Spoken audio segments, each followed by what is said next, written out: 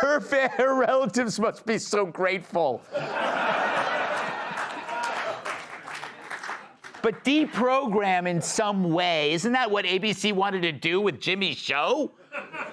But she means rescuing someone from brainwashing, and that someone is her. Which is kind of good news, a patient finally realizing the answer to her affliction, and it makes sense. Oh, God, she's so tired of being angry all the time. But that's not a condition, that's a choice. You can't spend all day spanking yourself and then wonder why your ass hurts. We all have the power to decide what we do with our brains. You fill your mental shelf space with one relentless thought, and that's all you're gonna experience. It's like the women at my gym when they see me doing squats. You end up programming yourself to believe all men have unbelievable quads. But as Scott Adams says, you are what you think. And that explains why so many Democrats have gone nuts. If all you think about is Trump hate, it's going to come at a cost to all your other thoughts, which may be why this estrangement thing is a bigger problem for the left. A recent survey found that 50% of libs would cut off family over politics. Only 11% of righties would do the same. Some Nazis.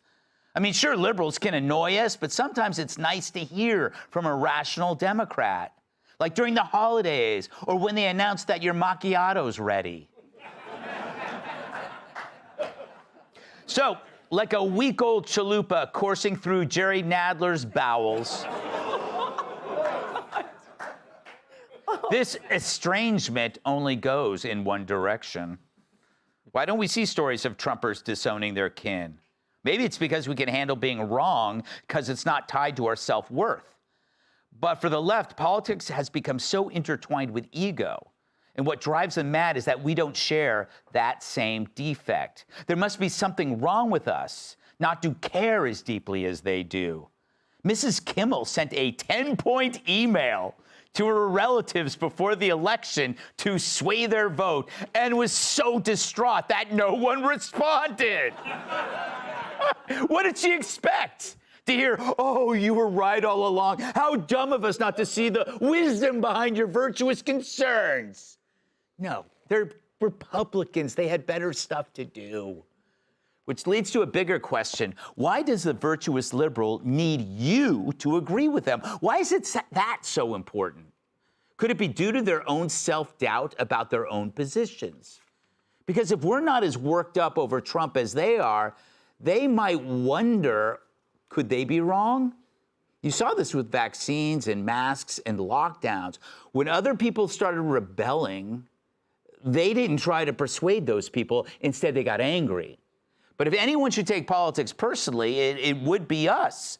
We, after all, lost one of our own. Charlie Kirk was murdered, and yet we didn't let it consume us. We mourned, we honored him, and we moved forward, leading our lives with politics in the back seat, not the front. That's what Mrs. Kimmel doesn't get, because for them, every political disagreement is a betrayal. They wake up angry, go to bed angrier, and wonder why they can't sleep. Meanwhile, we still manage to live, laugh, and show up to work without getting our shorts in a twist, unless, of course, we want a little extra stimulation. So maybe Jimmy's wife finally stumbled upon her own diagnosis. She's not mad at Trump. She's mad that she gave him squatters' rights in her head. She's realizing her misery isn't coming from her relatives, it's from within. And that the cure for chronic outrage isn't another protest, it's perspective. Put down the phone, stop scrolling, and believing that every different opinion is a declaration of war. You diagnosed yourself, and congratulations, you're now one step closer to a cure. Welcome! Yes! He grew a beard to stop those texts from Kevin Spacey, host of The Guy Benson Show, Guy Benson. She doesn't want to see a penis in a women's locker room, or anywhere for that matter. Host of Keeping It Real podcast, Jillian Michaels. If he was in a boy band, it would be called No Direction. Comedian Adam Hunter. for Thanksgiving. Her favorite side is homicide. New York Times bestselling author and Fox News contributor, Kat Timm.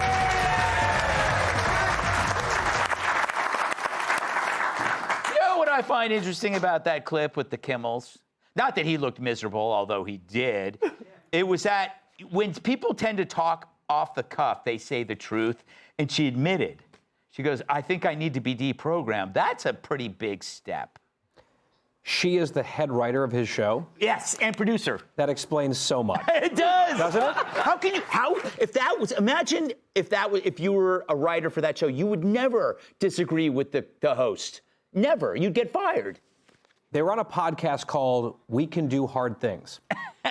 They can't even do easy things, like not breaking up with your whole family over politics. Like, that is a really disturbing thing, actually, to do. Mm-hmm. And she said in this very passive voice in this interview, quote, I hate that this has happened. Yes. No, you did it. Right? It hasn't happened. You've made choices, and you are the one who's actually nuts. Like, she complained that 90% of her family members, that she sent this email begging them how to vote her way. 90% of them did not respond at all. And she was lamenting this. I'm like, no, they are actually healthy people. That is the healthy response here, is to not write a lengthy diatribe in response. It's to say, oh, it's an email from Molly, delete. Exactly. We get those. You delete them, you don't read them. Have you ever been, like, delisted for your positions? Well, I would say that I have family members who strongly disagree and are probably somewhat horrified that I work here. But guess what? We don't. It's true. But we don't talk about it. I think that they're like way off the deep end on other things. And we just make a point not to go down that route because we want to remain friendly and loving like family members should be. I think that is the healthy thing. She realizes that she's not healthy. She said, I'm angry all the time. It's not healthy. Girl, you are making a choice to stay angry. It's sort of actually sad. No, it is. You know, I got to ask you, Jillian, because I didn't know anything about your politics at all. And I think it came to you relatively later and recent in life. So you must have disappointed people. Do they no longer speak to you? There are several. There are. Yeah. But, you know, in watching her diatribe there, you know, she says she's angry all the time, and I believe her. Yeah. She's made that very clear. But she also goes on to talk about how we're all so misinformed and how much she cares about family values. And I just wonder, are you informed on what happens to a child when you give them off-label cancer drugs for gender dysphoria? They're permanently sterilized. They have sexual dysfunction for the rest of their lives. Are you informed what happens when borders are open? The ways in which cartels traffic children? We lost 250,000 of them under Biden. Did you know? Are you informed what happens? And this will be my last one, but I could go on and on at this Thanksgiving dinner. What happens when you put a male athlete in a boxing ring with a female athlete? They get their faces punched in. We all watched it during the Olympics. So if we're the ones that are misinformed, that's horrifying, because this is what you are voting for. I'm sorry. You know what's, you make a great point. You can clap. Go ahead, clap. Clap all you want.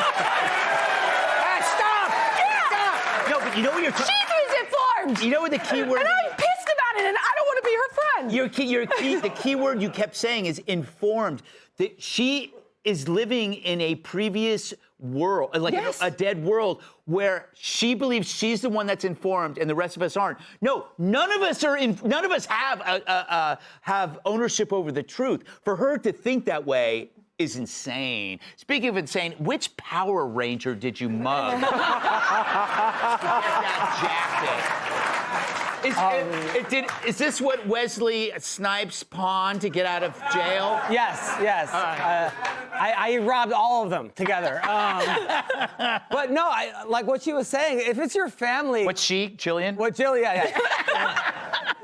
If it's your family, you can't just cut them off. No. I mean, that's insane. I'm like, look, people have differences. I'm Jewish. My wife is Christian, right? She, like for our holidays, she got our baby a teddy bear that says the Lord's Prayer, and I got her one that complains it's too expensive. You know, but like differences are what make like there are family members that I actually should cut off, like that I don't. Like at my wedding, I had someone didn't get me a wedding gift, and they're like, I'll get you on the next one.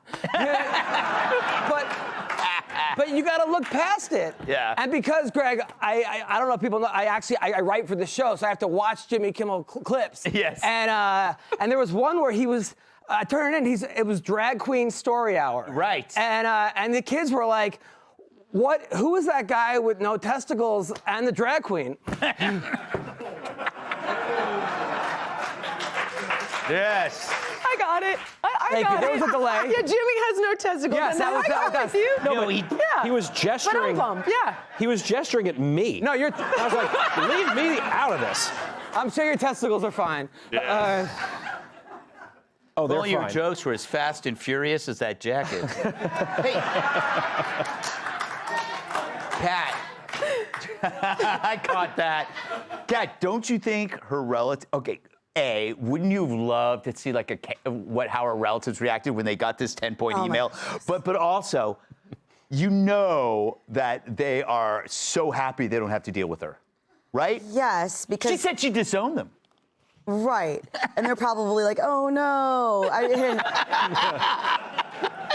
No one responds to a 10-point email about anything. No. If I see more than 2 points, I black out. I get stressed out, and Yes. like the circuit goes on, and I just can't anymore. So the only way you respond to a 10-point email is either you don't, or you do have one other option. Is you just reply, "All good." Yes. Oh, good. Because then after they spent all that time writing all that stuff, and you respond with 2 words that you're not really clear on what you meant, like what's like all good, like that Yes. that I said it, You agree. or are you all good with what I said? So that's just a little trick that everybody can use. Yes. You know what? Now I've like told on myself for the next time I do it to you. Yeah. I don't send those, but here's another trick. Okay, when somebody either gives you 10 points, it's called list persuasion. When somebody sends you a list of stuff, it's an old Scott Adams trick. You go, okay, give me, what is your strongest point on the list, and let's talk about it. Because if you win that one, then obviously it means you win all of them because it's the strongest one. Generally, most people who do list persuasion will say, oh, there's just too many. It's like when you see the interviews, like, why do you hate Trump? And they go, there's so many things. Give me one. And they go, but there's so many. Just give me one. The people who do the list of persuasion just ask for their best one and then argue with it. And then you go, okay, I guess we're done. So that works. But they never will do that. They will say, it's too hard. Then you pick it. And then you take it and run with it. Anyway, that's your little persuasion lesson for today. I hope you enjoyed it. All good. All good. You notice I controlled my finger. I was gonna flip her off, but I controlled it. Want even more Fox News on YouTube? Become a Fox News Patriot today. Click join to find out how.